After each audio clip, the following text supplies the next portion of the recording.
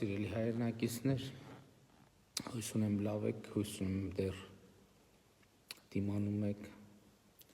այս սահմանափակումներին, բայց այսօր դրա մասին չէ, որ ուզում եմ խոսել, այսօր ուզում եմ խոսել 2020 թվականի ապրիլի 24-ի միջոցառումների մասին, որոնց համոզված եմ բոլորդ հետևել եք, եւ ուզում եմ խոսել հետեւյալ տեսակետից։ Հիշում եք, երբ կորոնավիրուսային ճգնաժամը սկսվեց, ես հայտարարում էի, ասում էի, որ մենք այս ճգնաժամին պետք է նայենք որպես հնարավորություն։ Եվ հիմա եթեր եմ մտել ուղղակի այն պատճառով, որ ապրիլի 24-ին այս տեսական թեզի ամենավառ եւ թերևս հիշարժան արտահայտումը գտա, որովհետեւ մենք բոլորս կանգնած էինք մի շատ ծանր իրավիճակի առաջ, երբ մոտենում էր հայոց ցեղասպանության զոհերի 105-րդ տարելիցը, միևնույն ժամանակ համաճարակը թևածում էր Հայաստանի Հանրապետությունում եւ մենք ծանր իրավիճակում էինք, որովհետեւ ինչ պիտի անեինք, ինչպես կարելի էր ապրիլի 24-ին Հայաստանի Հանրապետության քաղաքացիներին եւ ընդհանրապես մարդկանց արգելել բարձրանալ Ծիծեռնակաբերդ, դա աներևակայելի մի բան էր թվում եւ մյուս կողմից ինչպես կարելի էր թույլ տալ իմանալով, որ դրա արդյունքում մենք ամեն օր ոչ թե մի քանի տասնյակ կորոնավիրուսային դեպք ենք ունենալու, այլ մի քանի 100 եւ ընդհանրապես իրավիճակը վստահաբար դուրս է գալու հսկողությունից։ Եվ այստեղ էր, որ մենք որոշեցինք առաջնորդվել ճգնաժամը որպես հնարավորություն թեզով։ Եվ մենք խնդիր դրեցինք, որ եթե այսպես է, ուրեմն մենք այսպիսի սահմանափակումներ ունենք, ուրեմն պետք է, չգիտեմ, ինչ որ ձևով մեր միտքը օգտագործելով այնպես կազմակերպենք այդ օրվա միջոցառումները, որ լինի նույնիսկ ավելի տեսանելի եւ նույնիսկ ավելի հզոր մեր ազգային ուղերձների ընդգծման եւ փոխանցման առումով։ Եվ ուրախ եմ, իհարկե, երբ որ մտածում էինք թեկուզ այդ գաղափարները քննարկում էինք, մենք չգիտեինք դա կստացվի թե չէ, չգիտեինք դրա արդյունքում կկարողանանք պարզերես լինել մեր հանրության, մեր ազգի, մեր ժողովրդի սփյուռքի առաջ, թե ոչ, բայց մենք առաջնորդվեցինք այդ ռազմավարությամբ ճգնաժամը որպես հնարավորություն։ Եվ ինչ տեղի ունեցավ, եւ ստացվեց, բայց ինչ տեղի ունեցավ։ Մենք մեր մասին, մեր պատմությունը պատմեցինք առանց աղաղակի։ Մենք ոգեկոչեցինք, շատ ուժեղ ոգեկոչեցինք, տեսանելի ոգեկոչեցինք, լսելի ոգեկոչեցինք, բայց առանց ողբի։ Ինքներս մեզ նայեցինք այլ տեսակետից եւ այդ հայացքը մեր այդ կերպարը համոզված եմ բոլորի շատ դուր եկավ, որովհետեւ մենք հասկացանք, որ ահա այսպիսի ազգ ենք, ահա այսպիսի ժողովուրդ ենք։ Եվ ես շատ ուրախ եմ, որ շատերը սոցիալական ցանցերում եւ ընդհանրապես իրենց դիրքորոշումներին հարց էին բարձրացնում, նկատում էին, որ մենք ինչպես կարելի է ապրիլի 24-ին Ծիծեռնակաբերդ բարձրանալ արևածաղիկ չրթելով։ Շատերը բարձրացնում էին այն հարցը, երբ որ փողոցների երկայնքով գետիններին թափած ծաղկի վաճառք է տեղի ունենում եւ այլն։ Եվ նկատի ունեմ, երբ որ ինքներս մեզ այլ տեսակետից նայեցինք, նաեւ նայեցինք մեր այն մյուս կերպարին եւ այս երկուսը համեմատեցինք եւ հարցեր բարձրացրինք։ Լուծումներ չտվեցինք, ուղղակի հարցեր բարձրացրեցինք։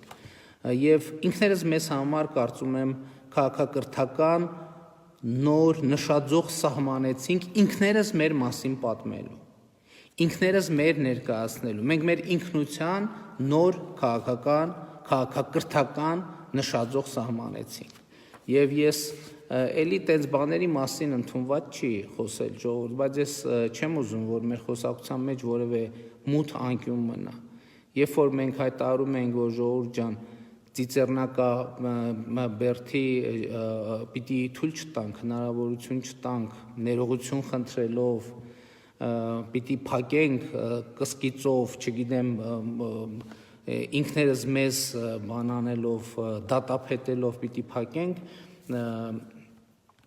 դեպի մեծ եղեռնի հուշահամալիր տանող ճանապարհները, այդ ժամանակ գիտեք, ինչպես եւ կարելի էր սպասել։ Եղան շատ կոնկրետ, այսինքն շատ կանխատեսելի շրջանակներից շատ կոնկրետ մեկնաբանություններ, որ ահա, այս ապազգային,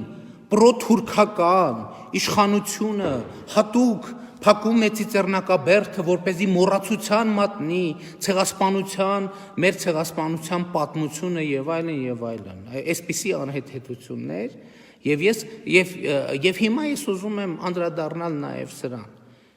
Մենք ցույց տվեցինք ազգայինի մեր ընկալումը եւ այո հակադրեցինք այդ ընկալումը այն հին ընկալումներին, որոնք ես անվանում եմ ատկատային ընկալումներ, որովհետեւ նաեւ ոմանք չեն խորշել թերևս ազգային միջոցառումների տակ նաեւ որոշակի ատկատներ ապահովել։ Այո, մենք ցույց տվեցինք կոնտրաստը ազգային ինքնության մեր ընկալման, մեր իշխանության, մեր կառավարության, հեղափոխության գաղափարախոսության ընկալումը ցույց տվեցինք ազգային ինքնության, հայի տեսակի, հայի կերպարի մեր ընկալումը ցույց տվեցինք եւ այո, այդ ընկալումը մենք հակադրում ենք մինչեւ այժմ եղած շատ ընկալումների։ Եվ սա է ապրիլի 24-ի միջոցառումների ամենակարևոր խորհուրդը, որովհետև այո մենք ասում ենք ազգային ասելով ավելի քան 25 տարի ազգին թշվառացրել են, ազգին թալանել են եւ դա արել են ազգային ամենաբարձր կարգախոսների ներքո, Ես չեմ հավատում եմ մարդկանց, ովքեր ազգային կարգախոսների ներքո այդ թվում շահարկելով թեկուզ ընդունելի, այդ թվում ընդունելի, փաստացի, ազգին իրենց մատուցած մի շարք ծառայություններ, դա համարել են լեգիտիմություն, ազգին նվաստացնելու, ազգին թալանելու, միլիոններ վաստակելու, միլիարդներ վաստակելու, փողեր լվանալու, եւ այո, սա մեր ազգայինի ընկալումն է, ապրիլի 24-ը մեր, այս տարվա ապրիլի 24-ի միջոցառումները, որոնք իմ կարծիքով 100% անթերի չէին, իհարկե ապրիլի 24-ի միջոցառումը երեկոյան շատ մոտ էր անթերին, նախորդ օրվանը մի քիչ ավելի պակաս մոտ, բայց սա մեր ազգային ընկալումն է, եւ մենք ես ավելին ասեմ, մենք որ քննարկում ենք, հասկանում ենք, որ արդեն հաջորդ տարիներին պետքա այն ժամանակ, երբ որ Ծիծեռնակաբերդի ավանդական ֆիզիկական այդ երթը տեղի կունենա, մենք այս տարվա միջոցառումների կոմպոնենտները, եթե չօգտագործենք մյուս տարի, չիրականացնենք, ապրիլի 24-ի նշաձողը կարող է իջնել, եւ մենք հիմա նաեւ մյուս տարվա մասին ենք մտածում, հույս ունեմ մյուս տարի կորոնավիրուսը չի լինի եւ մենք բոլորս նախկինի նման 100,000-ներով ֆիզիկական երթով կբարձրանանք Ծիծեռնակաբերդ, բայց այս տարվա միջոցառումների փորձը կօգտագործվի, որպեսզի միջոցառումները ամեն տարվա հետ լինեն ավելի ու ավելի տպավորիչ։ Բայց իրականում այսօրվա իմ եթեր մտնելու հիմնական նպատակն էր ցույց տալ կոնկրետ մի օրինակով ինչ նկատի ունեի, երբ ասում էի ճգնաժամը որպես հնարավորություն, բայց չմոռանանք այն անձանց, գործող անձանց, ովքեր այդ տեսությունը դարձրել են գործնական իրականություն, եւ ես այդ կապակցությամբ ապրիլի 24-յան միջոցառումները աննախադեպ բացառիկ բարձր մակարդակով կազմակերպելու համար եւ մտածվածը բարձր մակարդակով իրականություն դարձնելու համար ուզում եմ շնորհակալություն հայտնեմ Հայաստանի Հանրապետության վարչապետի աշխատակազմին, արտաքին գործերի նախարարությանը, բարձր տեխնոլոգիական արդյունաբերության նախարարությանը, Հայաստանի կրթության, գիտության, մշակույթի և սպորտի նախարարությանը, Հայաստանի Հանրապետության ոստիկանությանը, վարչապետի աշխատակազմի հանրային կապերի և տեղեկատվության կենտրոն ՊՕԱԿ-ին, Սփյուռքի գործերի գլխավոր հանձնակատարի գրասենյակին, Երևանի քաղաքապետարանին, Հայաստանի Հանրապետության հանրային հեռուստառադիոընկերության խորհրդին, Հայաստանի հանրային հեռուստատեսության հեռուստաընկերությանը, Կամերային երաժշտության ազգային կենտրոնին, Գաբրիել Սունդուկյանի անվան ազգային ակադեմիական թատրոնին, Երևանի Կոմիտասի անվան պետական կոնսերվատորիային, այն պետական կոլեկտիվներին և բոլոր անհատ կատարողներին, ովքեր ուղղակի այդ օրը ցնցեցին մեզ։ Ես ձեզ անկեղծ ասեմ, սկզբից, երբ որ ապրիլի 24-ի երեկոյան միջոցառումը սկսել էր, բնականաբար ես լարված հետևում էի ուղղակի տեսնելու համար, թե ինչպես է ամեն ինչ ընթանում, բայց արձանագրեցի, որ այդ պրոցեսը հեռուստատեսային ինձ ուղղակի բան արեց, ներքաշեց, կլանեց և մինչև գիշերվա 4-ը անց հետևել եմ եթերին և հետո առավոտյան արթնացել եմ և նորից միացրել եմ և շարունակությունը նույնպես դիտել եմ և իսկապես դա բացառիկ միջոցառում էր։ Ուզում եմ շնորհակալություն հայտնել Ալտրոմեդիա ՍՊ-ին,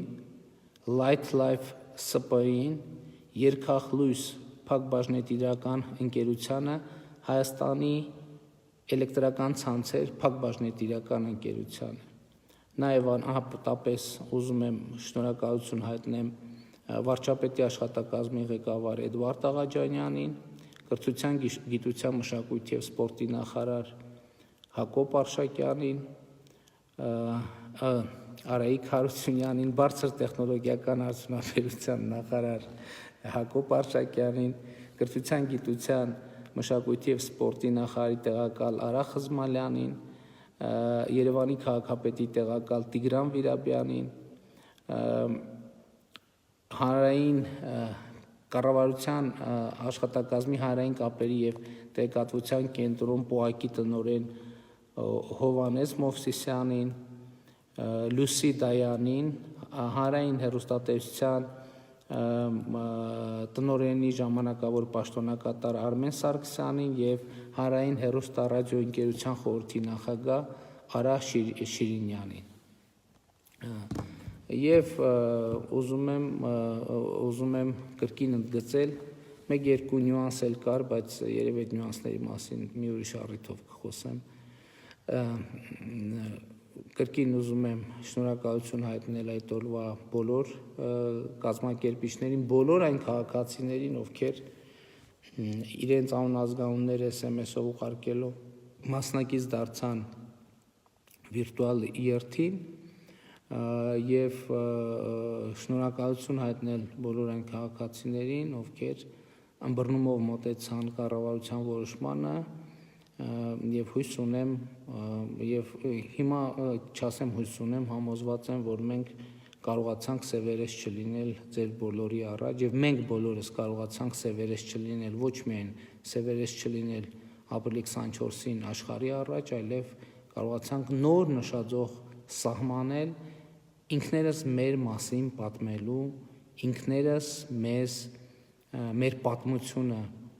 իմանալու, հարգելու, գնահատելու նոր քաղաքակրթական նշաձող սահմանեցինք և արձանագրեցինք գործնականում, թե ինչ է նշանակում ճգնաժամը որպես հնարավորություն նախադասությունը։ Լավ եղեք։